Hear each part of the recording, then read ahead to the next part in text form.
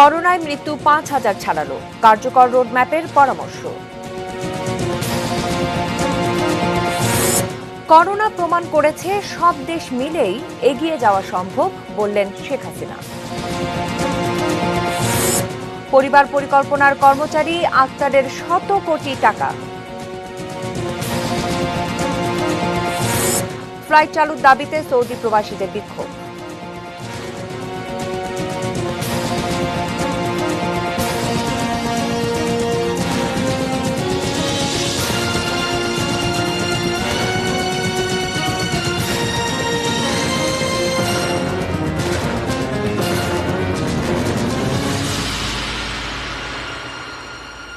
দেখছেন এটি নিউজ। ৬টা নিউজ আওয়ারে আপনাদের সঙ্গে রয়েছি আমি শ্রাবণী জলি। শুনছিলেন সংবাদ শিরোনামগুলো। VSL Angle Channel HB VSL Bikrampur steel limited. শুনছিলাম সংবাদ শিরোনামগুলো, আর এছাড়াও থাকছে অধিকার লড়াইয়ের গল্প।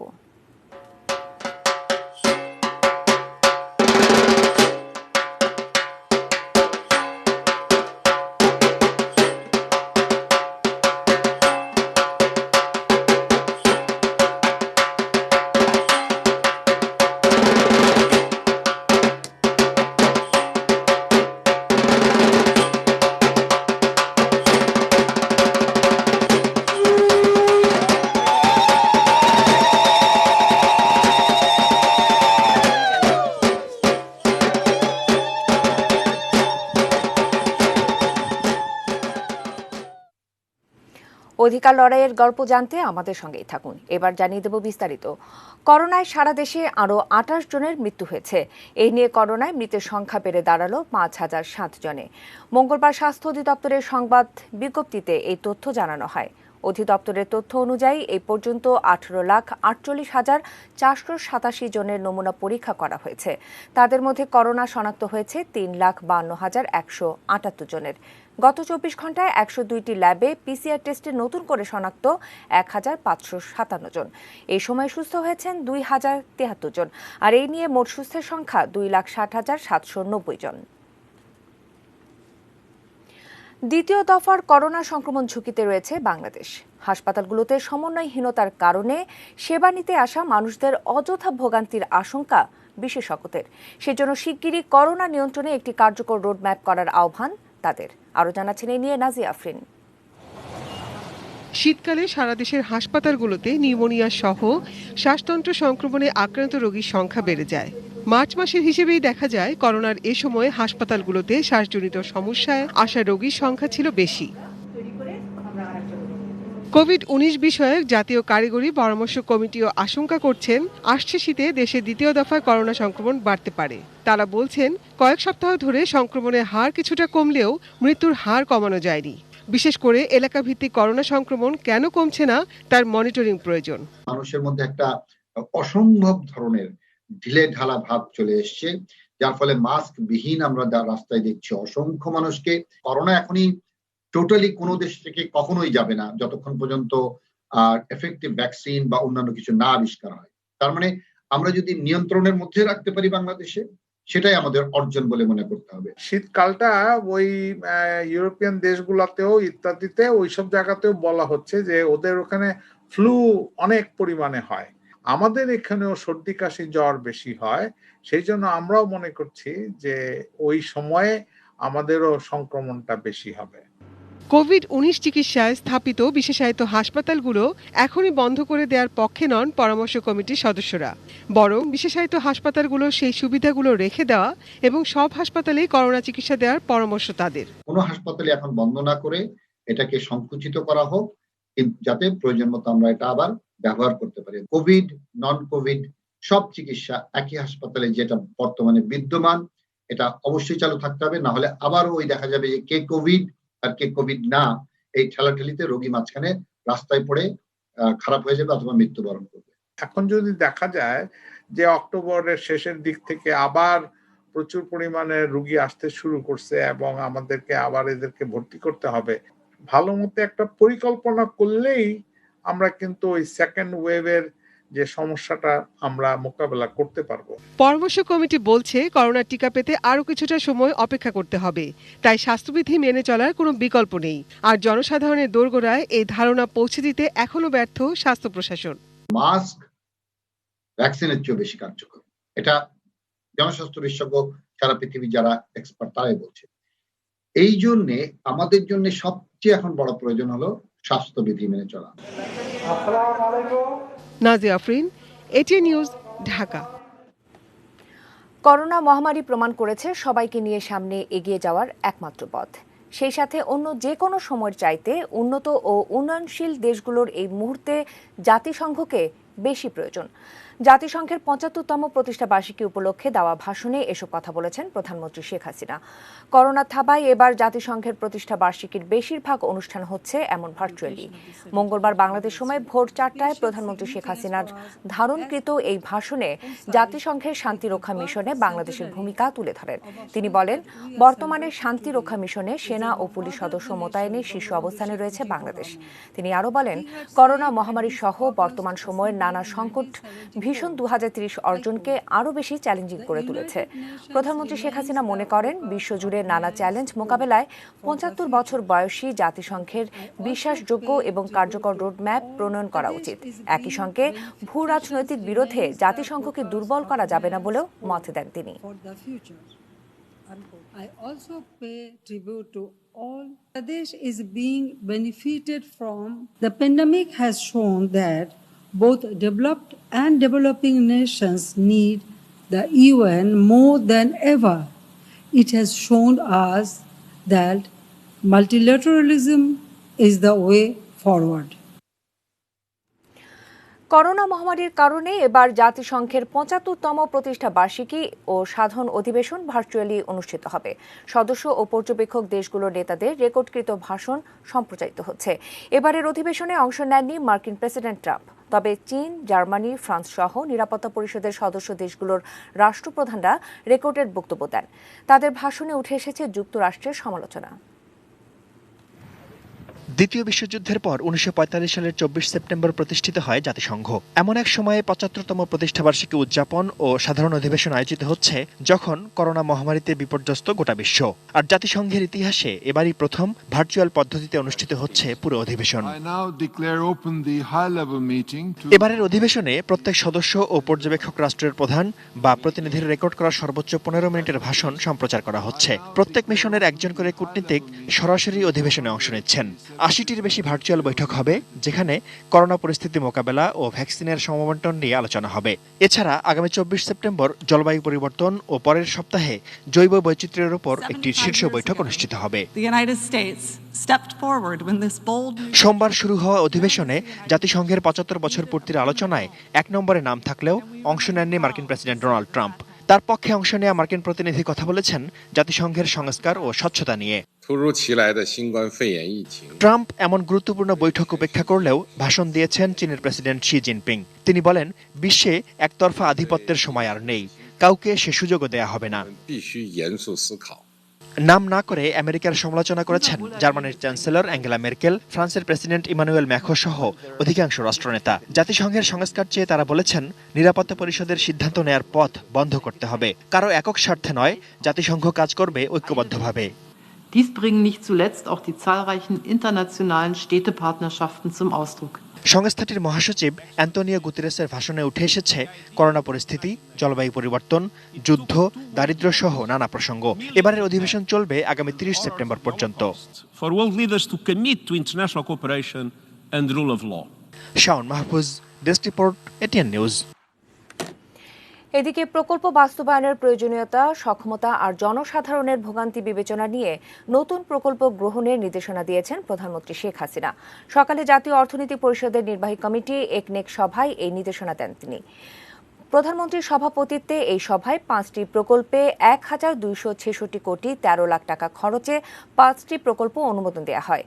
প্রকল্পগুলোর মধ্যে রয়েছে জামালপুরে দিগপাইত সরিষাবাড়ি তারাকান্দি সড়কের মান ও প্রশস্ততা বাড়ানো, সীমান্তে বিজিবির ৭৩টি আধুনিক বর্ডার অবজারভেশন পোস্ট নির্মাণ ও ইলিশ সম্পদ উন্নয়ন ও ব্যবস্থাপনা। একনেক সভা পরবর্তী সংবাদ সম্মেলনে পরিকল্পনা মন্ত্রী প্রকল্পগুলোর নানা দিক তুলে ধরেন।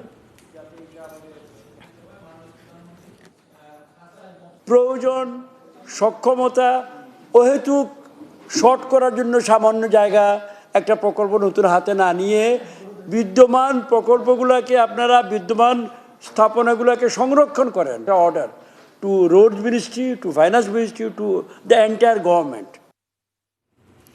অন্যান্য প্রসঙ্গ, পরিবার পরিকল্পনা অধিদপ্তরে কর্মচারী আখতারুজ্জামান রাস্তায় ঘুরে প্রজেক্টর দিয়ে তথ্যচিত্র দেখানো তার কাজ। চতুর্থ শ্রেণীর এই কর্মচারী মালিক হয়েছেন শত কোটি টাকার। সম্প্রতি তার ব্যাপারে হতবাক করা এই তথ্য পেয়েছে এটিএন নিউজ। তাওহিদ সরব জানাচ্ছেন বিস্তারিত। সম্প্রতি এটিএন নিউজের হাতে আসে আখতারুজ্জামান সম্পর্কে বেশ কিছু তথ্য। রাজধানীতে তার রয়েছে বহুতল ভবন, ফ্ল্যাট আর প্লট। সুনির্দিষ্ট তথ্যের ভিত্তিতে চলছে সেই সম্পদের খোঁজ। রাজধানীর মিরপুর 10 নম্বর সেকশনের ব্লক ডি 27 নম্বর রোডের 3 নম্বর বাড়ি এটি। রোকসানা মঞ্জিল। তথ্য বলছে আক্তারের স্ত্রী নাম রোকসানা। আর এলাকাবাসী জানিয়েছেন 6 তলা এই ভবনের মালিক পরিবার পরিকল্পনা অধিদপ্তরের রাস্তায় রাস্তায় প্রজেক্টরে ছবি দেখানোর দায়িত্বে থাকা সামান্য কর্মচারী আখতারুজ্জামান। রোকসানা মঞ্জিল তো ওই যা হ্যাঁ থাকে, সেই তো আক্তার মিয়া আর হ্যাঁ স্ত্রী, এই তো চাকরি করে। কিছু চাকরি করে পরিবার পরিকল্পনা চাকরি করে। এর ঠিক 3টি গলির আগে ডি ব্লকের 31 নম্বর রোড, 11 নম্বর বাড়ি মোল্লা প্লেস। এখানেও রয়েছে আক্তারের সম্পদ। এই বাড়ির 6ষ্ঠ তলার পুরোটাই কিনেছেন তিনি।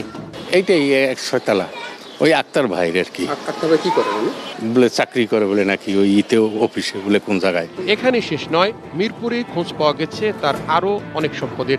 এখানকার এভিনিউ 5-এ আব্বাসউদ্দিন স্কুল সংলগ্ন এলাকায় প্লট রয়েছে 2 কাঠার। সেনপাড়া ওয়ার্ড নম্বর 3 পল্লবীতে কিনেছেন আরো 2 কাঠার প্লট। রাজধানীর বাড্ডা সুবস্তু টাওয়ারে ছেলে আসিফের নামে কিনেছেন আরো একটি দোকান। শালিকার নামে করেছেন গাড়ি। তবে সবকিছুই বৈধ পথে উপার্জন বলছেন আখতারুজ্জামান। আমার আয় করে আমার বাপ 64 সালের মেম্বার, ইউনিয়ন পরিষদ চেয়ারম্যান। 14 লাখ টাকা একটা জায়গা কিনছি, এদের বাড়ি করছি। এইসব 11.5 লাখ টাকা একটা বাড়ি দিচ্ছি আর কি। সরকারের ট্যাক্স দিচ্ছে হচ্ছে বুঝো। মাত্র এসএসসি পাস এই কর্মচারী 1 দশকেরও বেশি সময় নিজের নিয়ন্ত্রণে রেখেছেন আইইএম ইউনিট। তার এমন কর্মকাণ্ড ছিল পরিবার পরিকল্পনা অফিসে রীতিমতো স্বাভাবিক ঘটনায়। সবাই আক্তারি কথাই চলতো। এইখানে হলো সমস্ত ইউনিটের চাইতে এই ইউনিটটা হলো বরাদ্দ বেশি। 2 সাইডে বাসে 2 সাইডে স্টিকার লাগাইয়া ছবি টবি তুলে দেখাই দিছে যে স্টিকার লাগানো হয়ে গেছে। এভাবে মনে করেন টাকাটা জায়েজ করছে। সারা বাংলাদেশে পরিবার পরিকল্পনার উপরে বিলবোর্ড করা হইতো। সেই প্রতিটা থানায় প্রত্যন্ত অঞ্চলে এই বিলবোর্ড লাগানো হইতো। মনে করেন কোটি কোটি টাকার এটার কাজ ছিল। টেন্ডারে দেখাইতো যে কত কোটি টাকার বিলবোর্ড স্থাপন করা হয়েছে, কিন্তু আসলে কিচ্ছু না। এইভাবে সে টাকাগুলো তার আত্মসাৎ করছে। ট্রান্সপারেন্সি ইন্টারন্যাশনাল বাংলাদেশ টিএবি বলছে এ ধরনের ব্যক্তিদের সাথে আরো অনেকে জড়িত থাকেন। তার সাথে বিভিন্ন পর্যায়ের অধিদপ্তরের বিভিন্ন পর্যায়ের কর্মকর্তা কর্মচারী বৃন্দ এবং উচ্চ পর্যায়ের যারা সিদ্ধান্ত গ্রহণ প্রক্রিয়া, বিশেষ করে ঠিকাদারি বিষয়ে সিদ্ধান্ত গ্রহণ প্রক্রিয়ার সাথে জড়িত, তাদের যোগসাজশের সমূহ সম্ভাবনা রয়েছে। তাওহিদ সৌরভ, এটিএন নিউজ, ঢাকা। ভিসার মেয়াদ 3 মাস বাড়ানো নিয়ে সৌদি সরকারের সঙ্গে কথা বলা হবে। পররাষ্ট্র মন্ত্রণালয়ের এমন আশ্বাসে 26 সেপ্টেম্বর পর্যন্ত বিক্ষোভ কর্মসূচি স্থগিত রেখেছেন সৌদি প্রবাসীরা। 30 সেপ্টেম্বরের আগে সৌদি আরব যাওয়ার টিকিট পেতে মঙ্গলবার সকালে রাজধানীর সোনারগাঁ হোটেলে অবস্থিত সৌদি এয়ারলাইন্সের অফিসের সামনে বিক্ষোভ করেন কয়েক হাজার সৌদি প্রবাসী। তাদের দাবি, এই সময়ের মধ্যে সৌদি আরবে যেতে না পারলে চাকরি হারাবেন লাখখানেক প্রবাসী। 17 তারিখ, 20 তারিখ, 21 তারিখে যে ফ্লাইটগুলো চলে যাইতো, তাহলে মানুষগুলো এত মানুষ এখানে জাম হইতো না। এখানে 90% প্রবাসীদের 30 তারিখ ম্যাচ শেষ হয়ে যাবে ভিসার, আর 10% থাকতে পারে, তাও অক্টোবরে শেষ হয়ে যাবে। আমাদের ছুটির মেয়াদ আছে 30 তারিখ পর্যন্ত। আমরা এখানে যত মানুষ আছি সবাই নিরীহ। এখন আমাদের এভাবে আটকে এলে আমরা কিভাবে যাব? 30 তারিখের পর আমরা অবৈধ হয়ে যাব। 30 তারিখের আগে আমাদের যেভাবে হোক আমরা যাইতে চাই। দ্বিতীয় দিনের মতো তাদের এই বিক্ষোভে যান চলাচল বন্ধ হয়ে যায় বেশ কয়েকটি সড়কে। পুলিশের অনুরোধে পরে যান চলাচল শুরু হয়। এ সময় তাদের দাবি নিয়ে পররাষ্ট্র মন্ত্রণালয়ে যেতে অনুরোধ করে পুলিশ। এই জায়গায় স্টে করার কোনো দরকার নেই তাদের। তারা এই যে সংশ্লিষ্ট মন্ত্রণালয়, বিশেষ করে পররাষ্ট্র মন্ত্রণালয় গিয়ে তারা তাদের যে দাবি দেওয়া, এই দাবি দেওয়াগুলো এস্টাবলিশ করবেন, যাতে তারা নির্বিঘ্নে সৌদি আরবে গিয়ে তাদের জীবিকা নির্বাহ করতে পারেন। পররাষ্ট্র মন্ত্রণালয়ে গিয়ে প্রবাসীদের একটি প্রতিনিধি দল একজন অতিরিক্ত সচিবের কাছে তাদের 7 দফা দাবি তুলে ধরেন। এ সময় তাদের ভিসার মেয়াদ বাড়ানো নিয়ে সৌদি আরবের সঙ্গে ইতোমধ্যেই কথা হয়েছে বলে জানানো হয় মন্ত্রণালয়ের পক্ষ থেকে। সৌদির সাথে আমরা প্রপোজালটা পাঠিয়েছি, আমাদের মিশনের মাধ্যমে গেছে, কারণ আমরা জাস্ট এটা ওনাদের রেসপন্স ওয়েট করছে। ওনারা তো 30 তারিখ পর্যন্ত দিয়েছিল, এখন আবার ফার্দার বলছে যে আমাদের অনেকেই 30 তারিখের যে ভিসা শেষ হয়ে যাবে, অতএব এটাকে অন্তত 3 মাস আবার এটা বাড়ানো হোক, তা আমরা আশাবাদী। এমন আশ্বাসে ফিরে যান প্রবাসীরা। আমরা আগামী 26 তারিখ আমরা আবার সবাই একসাথে আন্দোলন করব, যে 26 তারিখ আগে যেন আমাদের ভিসা এবং আকামা রিনিউ হয়। Ferdous Rahman, ATN news, Dhaka. স্বাস্থ্য অধিদপ্তরের দুর্নীতি অনুসন্ধানে আরও অনেক আসবে বলে মনে করে দুর্নীতি দমন কমিশন দুদক। এরই মধ্যে যাদের ব্যাপারে দুর্নীতির প্রমাণ পাওয়া গেছে তাদের বিদেশ যাত্রায় নিষেধাজ্ঞা আসতে পারে, ফ্রিজ হতে পারে ব্যাংক অ্যাকাউন্টও। স্বাস্থ্য অধিদপ্তরের আলোচিত চরিত্রে সর্বশেষ যুক্ত হয়েছে ড্রাইভার আব্দুল মালেকের নাম। এর আগে 4র্থ শ্রেণীর কর্মচারী আফজাল রুবিনা দম্পতির শত কোটি টাকার সম্পদসহ নানাভাবে আলোচিত সমালোচিত হয়েছে দেশের স্বাস্থ্য খাত। বিশেষ করে করোনা মহামারীতে আরিফ সাবরিনা দম্পতির জেকেজি হাসপাতাল কেলেঙ্কারি, রিজেন্ট হাসপাতালে শাহেদ কাণ্ড আর মাস্ক পিপি ক্রয় অনিয়মে সমালোচনার মুখে পড়ে স্বাস্থ্য খাত। দুদক বলছে, করোনাকালের এসব ঘটনার বাইরেও অনেক দুর্নীতিবাজের তথ্য রয়েছে তাদের কাছে। 45 জনের অনুসন্ধানের জন্য একটি অনুসন্ধান টিম গঠন করা হয়। এর মধ্যে থেকে ইতিমধ্যে 21 জনকে সম্পদ বিবরণী নোটিশ জারি করার জন্য নির্দেশ দেওয়া হয়েছে ওই তালিকা থেকে। কিন্তু ওই 21 জনের সাথে যেহেতু তাদের আত্মীয় স্বজন বা স্ত্রী জড়িত হয়েছে, তাদেরকে নোটিশ দেওয়া হয়েছে। সেই হিসাবে মোট 43 জনকে নোটিশ দেওয়া হয়েছে। এইগুলা করতে গিয়ে হয়তো আরও অনেকেরই নাম আসতে পারে, সেগুলো ইনক্লুড করা হচ্ছে। এরই মধ্যে কমিটি করে আলাদা নজরদারি চলছে স্বাস্থ্য খাতের ব্যাপারে। শক্তিশালী করা হচ্ছে দুদকের গোয়েন্দা ইউনিট। তা আমরা চেষ্টা করছি যে দুদকের গোয়েন্দা ইউনিটকে আরও শক্তিশালী করার জন্য এবং অন্যান্য দপ্তরের যে গোয়েন্দা ইউনিটগুলো আছে তাদের সাথে তথ্য বিনিময়ের মাধ্যমে তথ্য নিয়ে ব্যবস্থা গ্রহণ করার জন্য। স্বাস্থ্য অধিদপ্তরের 43 জনের অবৈধ সম্পদ অনুসন্ধান করছে দুদক। Towhid Sourav, ATN news, Dhaka. এবারে অধিকার লড়াইয়ের গল্প। ইতিমধ্যে আমরা জেনেই গেছি যে খুলনার বাটিয়াঘাটের গৌরীদাসী মামলায় উচ্চ আদালতের রায় পেয়েই স্বামীর ভিটায় গেছেন জানাতে। এও জেনেছি পুত্রহীনা এই বিধবাকে যে মেয়ের জামাই সহায়তা করেছেন তিনিও গত হয়েছেন। তাহলে কিভাবে শেষ হলো শুনুন মুন্নিশার কাছে। সময় হয়ে গেছে তো সকলে। আপনার কি হয়? না না না, নজর একরকম থাকে। ক্যামেরার দিকে, এইদিকে ধরো, ক্যামেরার দিকে। আচ্ছা, দেখা হবে, তোমার গ্রামে দেখা হবে। যে বয়স থেকে খুলনার আদালতের বারান্দায় ঘুরতে হয়েছে, সে বয়সে গৌরীদাসীর স্মার্টনেস আঁচ করতে কারো আর কষ্ট হবার কথা নয়। গানে শুনতে কষ্ট, কিন্তু ক্ষীণ গলায় বলতে তার কষ্ট নেই। নদী পার হয়ে গৌরকাঠিতে তার নাত বউকে দেখতে যেতেই হবে তার আদেশ।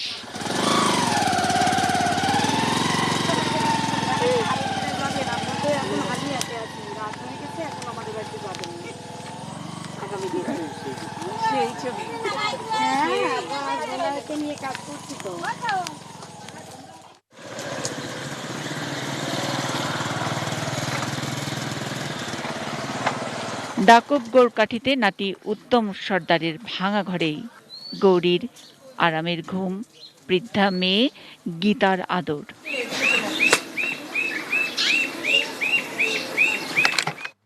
শ্বশুরের কাছ থেকে মামলার ফাইলটি বুঝে নিয়েছিলেন দীপ্তি। মামলার ফল পাওয়ার পর চোখের জলে শ্বশুরকেই তা জানানো। 3টে ছেলে তারা লেখাপড়া বেশি দূর করতে পারেননি। আমার স্বামী বিএ পাস, সে একটু শিক্ষিত। আমিও তখন এইচএসসি ছিলাম। আমার শ্বশুর সে সময় বলল, মা তোমরা এইটা এগোতে পারবে। তখন আমার শ্বশুরের কাছ থেকে আমি সব কিছু শুনি, এই মামলার কি সমস্যা, কাগজপত্র আমি দেখি। তো সেখানে দেখি কি পরপর 2-3টা কোর্টে আমরা জিতেছি।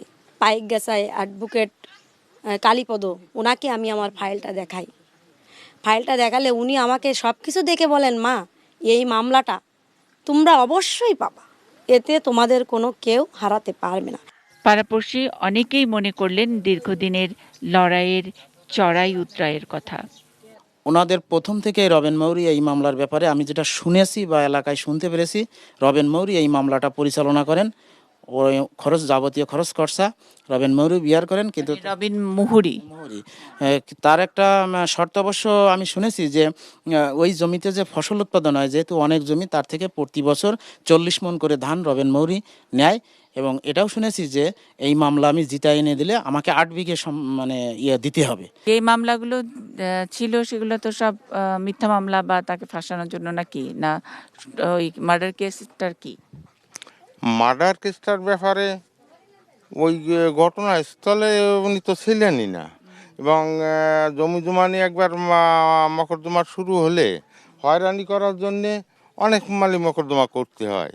আমার মনে হয় তারই একটাও। কিন্তু এই লড়াইয়ে কি কেবল গৌরী, গীতারানী বা দীপ্তির লাভ?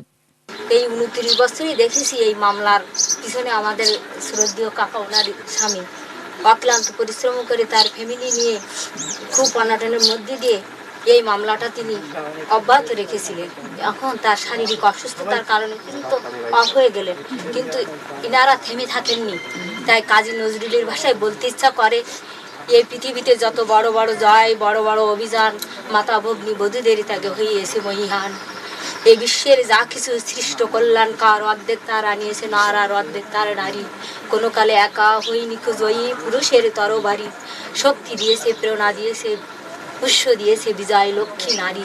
ছেলের সাথে লড়ার মতন হলে নড়বো, যে আমার ছেলে দেবে না, আমার বাদ দিল না, তা আমি কি রাস্তায় রাস্তায় বেড়াবো? আমার স্বামীর জমি আছে, আমি সে জমি বকদখল করবো না? সেভাবে তো আমি তো কিছু আইনি আশ্রয় নেব। পথের কষ্ট, খাবার জলের কষ্ট আর জীবন জীবিকার কষ্টের সংজ্ঞায় যারা সেটেল, তাদের সারল্য গৌরীর কাছে আরও চায়। গ্রামের উন্নয়ন, অন্তত গৌরীর ছুতোয় একটু রাস্তা তো হতেই পারে।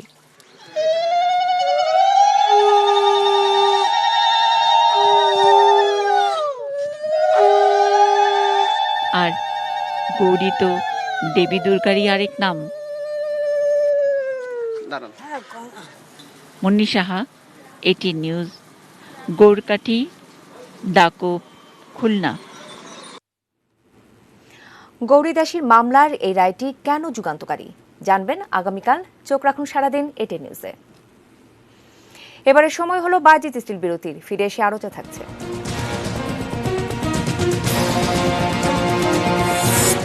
কলেজ ছাত্র সোহাগ হত্যায় প্রধান 2 আসামি গ্রেপ্তার।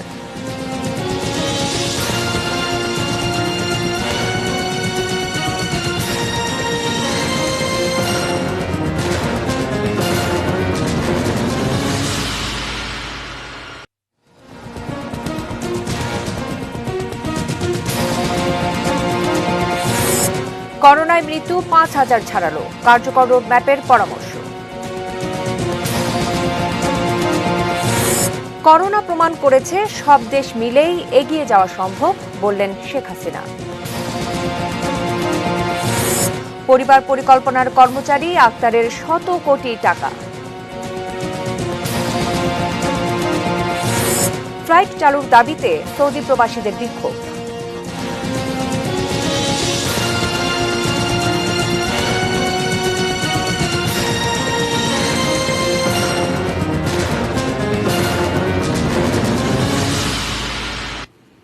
সংবাদ শিরোনামগুলো আরও একবার জানিয়ে আবারও আমন্ত্রণ জানাচ্ছি 6টা নিউজ আওয়ারে। জানাবো দেশের আরও কিছু খবর। আগামী বছর থেকেই নিরবচ্ছিন্ন পানি পাবেন চট্টগ্রামবাসী, এমন আশ্বাস দিয়েছেন চট্টগ্রাম ওয়াসার ব্যবস্থাপনা পরিচালক প্রকৌশলী AKM ফজলুল্লাহ। তিনি জানান, আগামী বছরে শেষ হবে চট্টগ্রাম নগরীতে ওয়াসার চলমান 4 প্রকল্পের কাজ। এটিএন নিউজ এবং ATN Bangla chairman doctor Mahfuzur রহমানের সঙ্গে এক সৌজন্য সাক্ষাতে এই তথ্য জানান তিনি। নগরবাসীর কল্যাণে ওয়াসাকে সব ধরনের সহযোগিতার আশ্বাস দেন ডক্টর মাহফুজুর রহমান। তথ্য ও ছবি পাঠিয়েছেন মনিরুল ইসলাম। জানবো ডেস্ক রিপোর্টে। চট্টগ্রাম নগরীতে বর্তমানে পানির চাহিদা 55 কোটি লিটার। জরুরি প্রয়োজন মেটাতে 30টি গভীর নলকূপ স্থাপন করে পানির উৎপাদন 21 কোটি লিটারে উন্নীত করেছে ওয়াসা। চলমান কর্ণফুলী পানি সরবরাহ প্রকল্প, Chittagong water supply improvement and sanitation প্রকল্প, কর্ণফুলী পানি সরবরাহ প্রকল্প ফেজ 2 এবং ভান্ডারজুরি পানি সরবরাহ প্রকল্প। এই 4 প্রকল্পের কাজ শেষ হলে ওয়াসার দৈনিক পানি সরবরাহ বাড়বে 43 কোটি লিটার। ওয়াসা জানাচ্ছে এরই মধ্যে কর্ণফুলী পানি সরবরাহ প্রকল্পের কাজ শেষের দিকে। প্রকল্পগুলো বাস্তবায়িত হলে 2022 সাল থেকে ভূগর্ভস্থ পানি নেওয়া বন্ধ করে পরিবেশের সুরক্ষা ফিরিয়ে আনতে গভীর নলকূপগুলো বন্ধ করে দেওয়া হবে। চট্টগ্রামই একমাত্র শহর হবে যেখানে কোনো রকম আন্ডারগ্রাউন্ড পানি এক্সট্রাকশন থাকবে না, যার ফলে পরিবেশের প্রভূত উন্নতি হবে। 56টা টিউবওয়েল বন্ধ করে দিচ্ছি এবং আমাদের আর 42টা টিউবওয়েল আছে। তো এই প্রেক্ষিতে পাবলিক প্রায় 50% টিউবওয়েল শহরে যে ছিল বন্ধ হয়ে গেছে। তো আগামীতে আপনারা 2022 সালের পরে চট্টগ্রামে কোনো টিউবওয়েল দেখবেন না, আপনারা ট্যাপ থেকে নিয়ে পানি খেতে পারবেন, এটাতে কোনো সমস্যা হবে না। ওয়াসার পানি বাড়ানো ও গ্রাহক হয়রানি বন্ধে স্মার্ট মিটার স্থাপনের কথা জানান বোর্ড পরিচালক। বিলিং সেকশনকে অটোমেশন করার জন্য বায়ুন্নতম বোর্ড সভায় এটা সর্বসম্মতভাবে অনুমোদিত হয়েছে। এই পাইলট প্রকল্প যদি বাস্তবায়ন হয়, এরপরে লার্জ স্কেলে প্রকল্পটা আসবে। এটা হওয়ার পরে গ্রাহক হয়রানি বলতে কোনো জিনিস চট্টগ্রাম ওয়াসায় থাকবে না। ওয়াসাকে সব ধরনের সহযোগিতার আশ্বাস দেন এটিএন নিউজ ও এটিএন বাংলার চেয়ারম্যান ডক্টর মাহফুজুর রহমান। চোরাই লাইন যেটা নেওয়া হয়, চোরাই লাইন যখন একটা লাইন কাটা হয় তখন ওই লাইনটার থেকে ড্রেনের পানি বা অন্যান্য পানি ওই মেন পানির ভিতরে ঢুকে যায়। এটার জন্য তো ওয়াসাকে দোষ দিলে চলবে না। আমরা যদি এই জিনিসটাকে যদি না করি, নিজেরাই যদি এটাকে না প্রতিরোধ করি, যতই মডার্নাইজ করা হোক না কেন, যত মডার্ন পাইপ লাগানো হোক, যদি এরকম চোরাই লাইনগুলি যদি নিতে থাকে তাহলে তো ওয়াসার এইসব কর্মকাণ্ডের জন্য আমাদের মিডিয়ার যা সহযোগিতা দরকার, আমি সবসময় তাদের সঙ্গে সহযোগিতা করব এবং আগামীতে তাদের যে উন্নয়নমূলক কাজগুলি যেটা আমরা তুলে ধরার চেষ্টা করব। এই সময় চট্টগ্রাম ওয়াসার তত্ত্বাবধায়ক প্রকৌশলী মোহাম্মদ আরিফুল ইসলাম, এটিএন বাংলা চট্টগ্রাম বিভাগীয় ব্যুরো প্রধান আলী আব্বাস এবং ওমর শাহিন উপস্থিত ছিলেন। Desk report, ATN news. রাজধানীর উত্তরখানে কলেজ ছাত্র মোহাম্মদ সোহাগ হত্যার প্রধান 2 আসামিকে গ্রেফতার করেছে র্যাব। গ্রেফতার দুজনই কিশোর গ্যাং দি বসের সদস্য। রাজধানীর কাউরান বাজার মিডিয়া সেন্টারে আয়োজিত সংবাদ সম্মেলনে এসব তথ্য জানায় র্যাব। গত 27 আগস্ট রাত 8:30টার দিকে উত্তরখানের রাজবাড়ী খ্রিস্টানপাড়া এলাকার ডাক্তারবাড়ি মোড়ে আড্ডা দিচ্ছিল কিশোর গ্যাং দি বসের হৃদয় রাসেল সহ বেশ কয়েকজন। এ সময় পাশ দিয়ে যাওয়া রিকশার চাকা থেকে কাদা ছিটকে গায়ে লাগায় রিকশা চালককে মারধর করে হৃদয় ও তার সহযোগীরা। এর প্রতিবাদ করায় সোহাগ নামে একজনকে ছুরিকাঘাতে খুন করে তারা। ঘটনার প্রায় 1 মাস পর গ্রেফতার হলো ঘটনার প্রধান 2 আসামি মাহবুবুল ইসলাম রাসেল ওরফে কাটার রাসেল এবং হৃদয়। গোপন সংবাদের ভিত্তিতে দক্ষিণখানের মোল্লারটেকে অভিযান চালিয়ে গ্রেফতার করা হয় তাদের। উদ্ধার করা হয় বিদেশি পিস্তল সহ 8 রাউন্ড গুলি। সংবাদ সম্মেলনে র্যাব জানায়, ঘটনার পর থেকে কোনো স্থানেই 2-1 দিনের বেশি থাকতো না আসামিরা। আত্মগোপনে থেকে দেশ ছাড়ারও চেষ্টা করছিল তারা। সোহাগ তার সামাজিক দায়িত্ববোধ থেকে এই রিকশা চালককে বাঁচানোর জন্য এগিয়ে আসে এবং তাদের সাথে তর্কে লিপ্ত হয়। হৃদয় গ্যাংয়ের হৃদয় এবং রাসেল এটি তাদের ক্ষমতার প্রতি চ্যালেঞ্জ হিসাবে নেয় এবং তারা ক্ষিপ্ত হয়ে তাদের গ্যাংয়ের অন্যান্য সদস্য ভিকটিম সোহাগের উপর চড়াও হয়। এক পর্যায়ে সুইচ গিয়ার নাইফ দিয়ে সোহাগের পেটে উপর্যুপুরি 6 থেকে 7টি আঘাত করে এবং ভিকটিম সোহাগ মাটিতে লুটিয়ে পড়লে তারা বীর দৌড় পেয়ে ওখান থেকে চলে যায়। এ সময় উপস্থিত ছিলেন নিহত সোহাগের বাবা মাও। সন্তান হত্যার ঘটনায় জড়িতদের দৃষ্টান্তমূলক শাস্তি চান তারা। আমার ছেলের অপরাধ একটি, আজকে আমার ছেলে প্রতিবাদ করছে, একটা রিস্কাওয়ালার মারার জন্য প্রতিবাদ করে আজকে তাকে ছুরিয়াঘাত করা হয়েছে। আমি এদের বিচার চাই। যদি শাসন না করেন তাইলে আরো কত মারে যে রুশে করবো, কত মার মুখ যে খালি করবো। শফিকুল হক, এটিএন নিউজ, ঢাকা। জানাবো সোশ্যাল ইসলামী ব্যাংক লিমিটেড বাণিজ্য সংবাদ।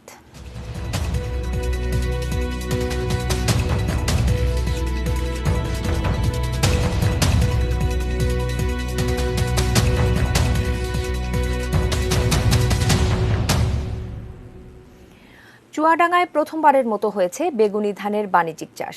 চুয়াডাঙ্গা সদর উপজেলার দোস্ত গ্রামের কৃষক সাদেক আলী ঝিনাইদহে এক আত্মীয়ের বাড়িতে বেড়াতে গিয়ে 27টি বীজ নিয়ে আসেন। 2 বছর চেষ্টার পর বেগুনি রঙের ধান ফলেছে তার ক্ষেতে। এ জাতের ধানের ফলন বেশ ভালো। বোরো ও আউশ 2 মৌসুমে চাষ করা যায়। ফলন ভালো, বিঘা প্রতি 20 থেকে 22 মণ ধান হয়। রঙিন ধান গাছের সৌন্দর্য দেখতে আসছেন নানা এলাকার মানুষ।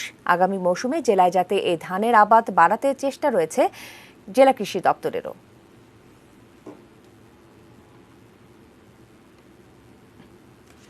এবারে মেটাল প্রেজেন্স কৃষি সংবাদ, সুজলা সুফলা।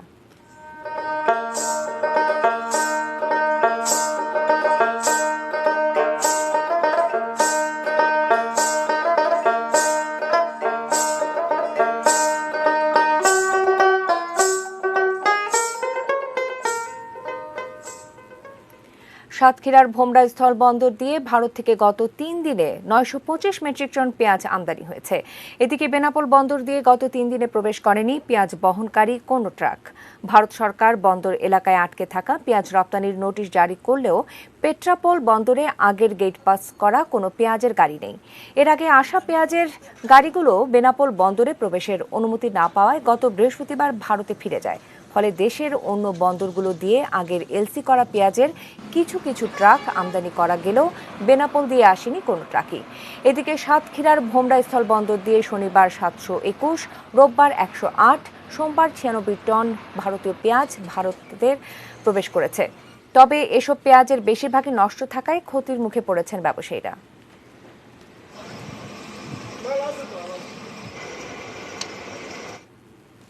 আবারও সময় হলো বাজে দেশের বিরতি নেবার, ফিরে এসে আরোতে থাকছে।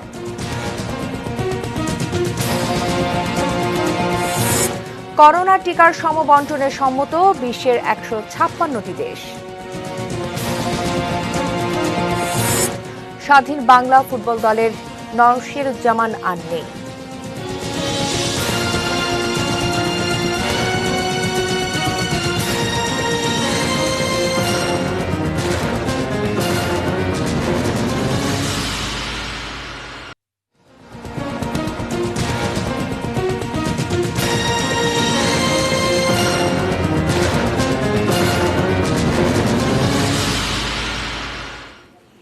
বিরতির পর আবারও ফিরে এলাম 6টার নিউজ আওয়ারে। আর ফিরে এসে এবারে জানাবো দেশের বাইরের খবর।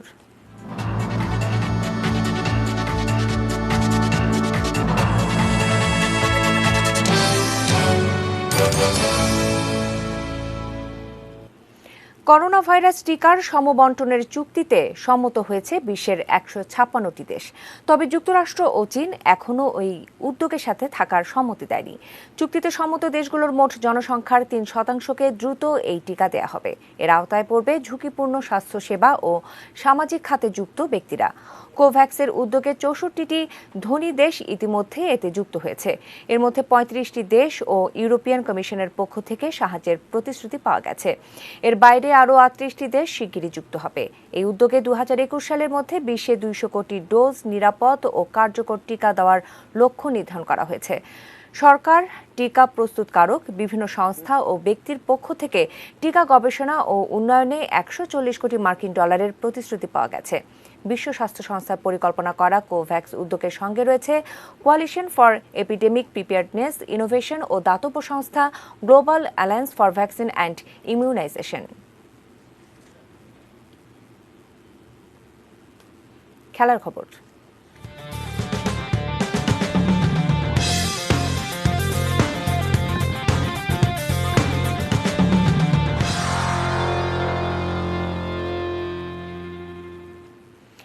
করোনা কেড়ে নিল স্বাধীন বাংলা ফুটবল দলের খ্যাতিমান খেলোয়াড় KN নওশীরুজ্জামানকে। সকালে বঙ্গবন্ধু জাতীয় স্টেডিয়াম ও মুন্সিগঞ্জে 2 দফা জানাজা শেষে চাঁদপুরে দাফন করা হয় তার মরদেহ। একসময় বঙ্গবন্ধু জাতীয় স্টেডিয়ামেই তার করা গোলে উল্লাসে ভেসেছে দর্শক। আজ সেই স্টেডিয়াম থেকেই তার চিরবিদায়। স্বাধীন বাংলা ফুটবল দলের সদস্য KN নওশীরুজ্জামানের জানাজায় শরিক হয়ে স্মৃতিচারণ করেন স্বাধীন বাংলা ফুটবল দলের আরেক সতীর্থ আব্দুস সাত্তার। আজকে সবচেয়ে বড় দুঃখের ব্যাপার হলো এই মাঠে উনি এভাবে খেলে বেড়েছেন, সারা মাঠ ওনার খেলা আনন্দিত ছিল, উদ্বেলিত ছিল। আজকে এই মাঠের সামনে ওনার জানাজা হচ্ছে, এর চেয়ে দুঃখপূর্ণ ঘটনা কি হতে পারে বলেন? উনি এমন একটা খেলোয়াড় ছিলেন, এমন একটা মানুষের অধিকার ছিলেন যে যখন যেখানে যেভাবে ওনার খেলার প্রয়োজন দায়িত্ব ওনার ছিল, নিঃসন্দেহে উনি সে দায়িত্ব পালন করেন, আপ্রাণ চেষ্টা করছেন। ঢাকা বিশেষ করে মোহামেডান ক্লাবের জন্য উনি আপ্রাণ চেষ্টা করছেন, মোহামেডান খেলছেন এবং একবার উনি হায়েস্ট গোলদাতা হয়েছিলেন। ৭১-এর আগে পশ্চিম পাকিস্তানে এবং মুক্তিযুদ্ধের সময় স্বাধীন বাংলা ফুটবল দলের হয়ে ভারতের নানা স্থানে খেলেন নওশিরুজ্জামান। স্বাধীনতার পর বাংলাদেশ জাতীয় ফুটবল দলের জার্সি গায়েও মাঠ মাতিয়েছেন এই মুক্তিযোদ্ধা স্ট্রাইকার। খেলেছেন ঢাকা বিশ্ববিদ্যালয় দলের হয়েও। লাভ করেন ঢাকা বিশ্ববিদ্যালয়ের ব্লু সম্মাননা। ১৯৬৭ সালে রেলওয়ের হয়ে ক্লাব ক্যারিয়ার শুরু করা নওশিরুজ্জামান বিভিন্ন ক্লাব ঘুরে ১৯৭৫ সালে যোগ দেন মোহামেডান স্পোর্টিংয়ে। সে বছরই মোহামেডানকে চ্যাম্পিয়ন করার পথে ঘরোয়া লিগে সর্বোচ্চ ২১ গোলের রেকর্ড করেন তিনি। শুধু ফুটবলেই নয়, ক্রিকেট মাঠও দাপিয়ে বেড়ান তিনি। মোহামেডান, ভিক্টোরিয়া ও কলাবাগানের হয়ে ক্রিকেট খেলেছেন ১৭ বছর। ক্রীড়াঙ্গনে এত অবদানের পরেও জোটেনি জাতীয় ক্রীড়া পুরস্কার। সেই আক্ষেপই তার ভাইয়ের কণ্ঠে। নওশের ভাইয়ের এই ঘটনার পর থেকে অন্তত আমি আশা করব যে যারা ক্রীড়াঙ্গনে এরকম যোগ্য যারা আছেন তারাই যেন জাতীয় পুরস্কার বা রাষ্ট্রীয় স্বীকৃতি, যেটাই আমরা বলি না কেন, অযোগ্যদের আগে যেন তারা অবশ্যই পান সেটা। জেনিয়া চিশিম, এটিএন নিউজ, ঢাকা। স্বাধীন বাংলা ফুটবল দলের খ্যাতিমান এই খেলোয়াড়ের প্রতি শ্রদ্ধা জানিয়ে শেষ করব ৬টার নিউজ আওয়ার। তবে শিরোনামগুলো জানিয়ে দিচ্ছি আরও একবার।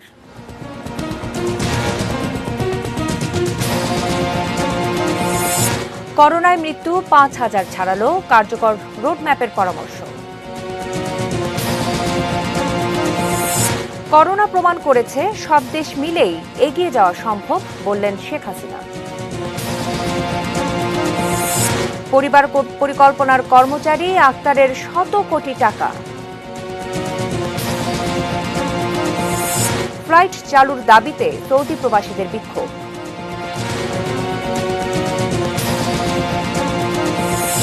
কলেজ ছাত্র সোহাগ হত্যায় প্রধান ২ আসামি গ্রেপ্তার। করোনার টিকার সমবন্টনে সম্মত বিশ্বের ১৫৬টি দেশ। এবং স্বাধীন বাংলা ফুটবল দলের খেলোয়াড় নওশিরুজ্জামান আন্টি।